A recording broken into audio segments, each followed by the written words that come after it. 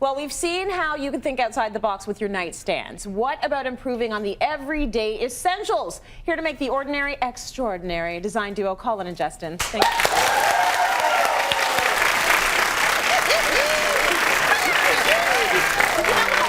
This segment, we all have all of the things that we have in our homes and we need them for practical reasons. Why can't they be a little bit special? And that's what this segment is all about. It's all about taking those everyday things and making them a little bit special. Absolutely. The ordinary made extraordinary. Simple pleasures. You know, we believe that your home should deliver. Yes. It should reward you. And if you have lovely things around, you're going to be a happier person. Yeah, you'll feel good. And we're obsessed with decluttering, you know. So if you have lovely things, investment pieces, they'll never become clutter. You will be clutter-free and happy forever. Very true. Okay, you brought us so many beautiful pieces. So many amazing things, Tracy. We're going to start today, first of all, with coffee, which is a real weakness of mine. I'm ashamed to admit I drink about 50 cups a day. It's a real indulgence. I love it. How many do you really drink? How much probably coffee? Easily 10 cups a day. I have a couple in the morning. Not. Yeah, before work a couple. Are they this big or are they? Fully that big. And they're espressos with loads of milk as well, Tracy.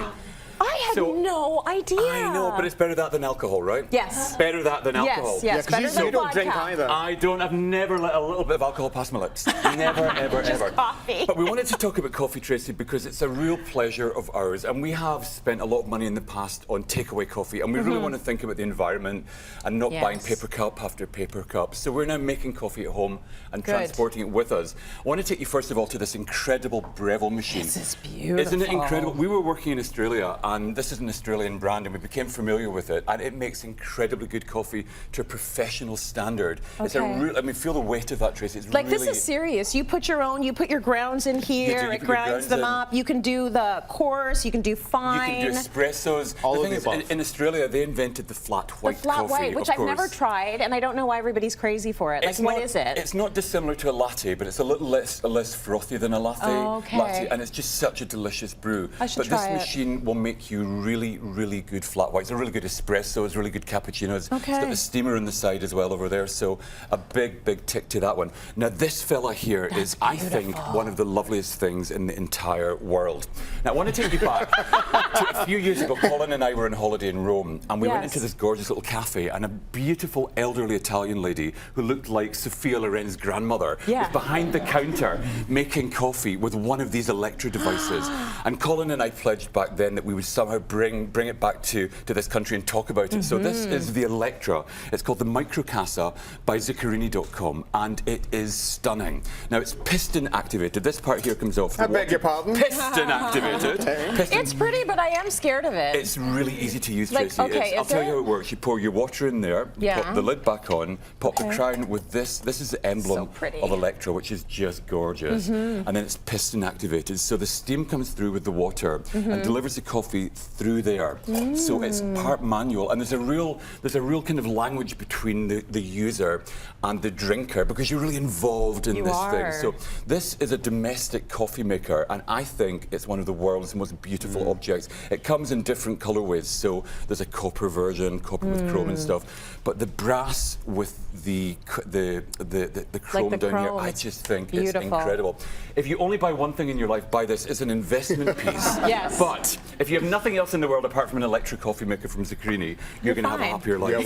Just gorgeous, brilliant coffee. It is really beautiful. Okay, so you love coffee, you're having it every day. Why not splurge a little bit and have a gorgeous machine? Yeah. Rugs. Can we talk about the rugs? As well. I mean, so the rugs, we're stepping on them every day. Why not have some fun and pick prints that are absolutely gorgeous? That's like art. You know, isn't that beautiful? We actually hung that on the wall. Now, the rugs are from IKEA, so not expensive. Nice. But we've hung that on the wall because it is that beautiful, okay? Who doesn't want art you can vacuum? You know, it's just really fantastic. And the thing is, you know what, all the patterns people, you know, especially like from the 70s, are still out there, and they're itching for pattern. They're desperate for pattern. If you have a plain room, this could be, you know, the equivalent of a feature wall. So maybe you don't want to wallpaper one wall, you don't want to add pattern in different ways, you can use rugs. I mean, if you look at the rug on the floor down there. Shall I model it for you? Model that for me with your lovely shoes. You know, like it's really super modernist, you know, it's got a great kind of simple shape, really nice kind of like colorway as well. And if you have a plain room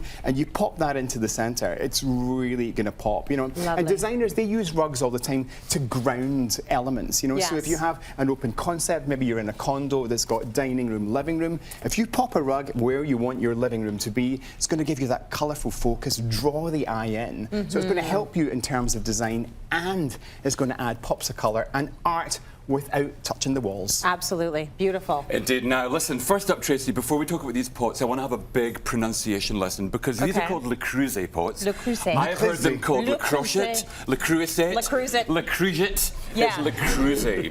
Le Creuset. Whatever you call them and however you pronounce them, they're just magnificent. Now, they've become a real staple of traditionalists, and they add a really lovely traditional style and edge, even in a modern environment. But Le Creuset have added some new colorways recently, and I love this fella here, meringue. Isn't that just incredible? Oh, is that what they're calling That's this? called meringue. And I thought it was beige. Well, it's beige reinvented as meringue. Listen, I like it. No, I love the names for colors, and it's all fashion and decor. So what do you call this? This guy down here is called sage. It's not just green, ladies and gentlemen. Seafoam. No, it's not seafoam. It's sage. And sage is all the rage. Sage is a really great colour. It really is. There's What about a this real guy? term. It's not a navy, is it? I'm going to call that blue. Okay. I'm going to call that blue. Why do you call that? Caribbean. Caribbean blue. Caribbean and this guy, blue, now you're azure. really vexing us, Tracy Moore. This guy down here, What's that? this is slate. Oh, it's slate. Yeah, it's slate. Guys, it's not great. No, it's not great. But No. don't you think it's great that Le Creuset have really kind of identified big trend colours, and they've wrapped their pots? These things are already gorgeous. The weight of these is just incredible. Oh, these pots are amazing. Yeah. Best in class, beautiful, top. They're great. Super cute.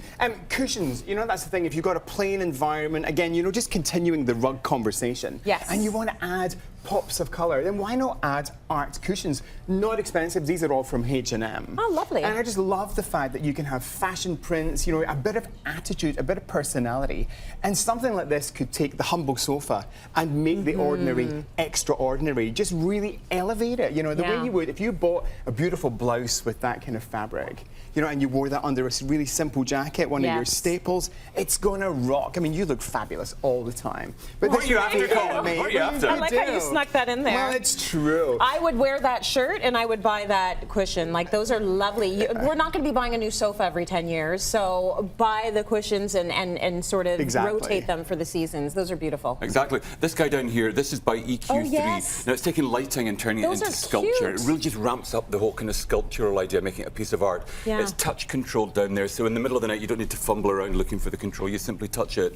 You can also angle this to really point down at something important into a little architectural nook. But great. Absolutely. I like it. You know, finally, you know, the humble pot plant, you know, if you just pop a little plant on your windowsill and let it die, no more, you know, because you can get them on the wall. You know, this is from Umbra, and it just turns your pot plants into an architectural extravaganza. That's really lovely. And it's really simple. You lock on little black laces, and you just adjust the height, you know, super simple. But isn't it nice to get some greenery and some form onto a plain wall? So good. I mean, every single thing. I love it all, especially the colors.